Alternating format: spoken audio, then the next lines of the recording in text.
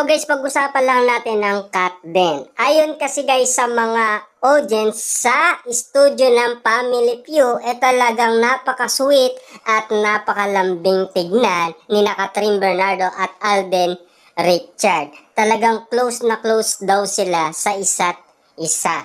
Diba?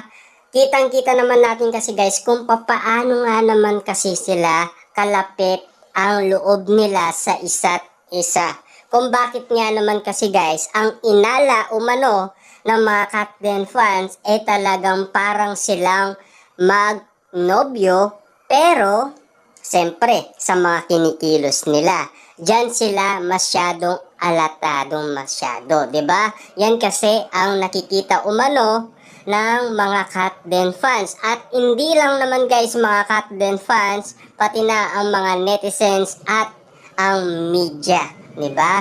Siyempre guys, alam naman natin kahit na ibang celebrity ay alam ang kanilang kinikilos umano.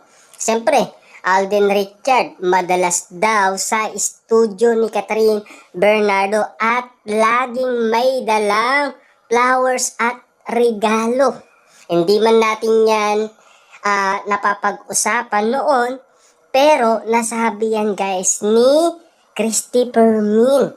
Wala talaga guys maitatago ang Kat Den sa mga legit na marites. Alam talaga nila guys ang ginagawa nila Alden Richard at Catherine Bernardo. Siyempre guys, no, pwedeng-pwede naman kasi manligaw si Alden, diba?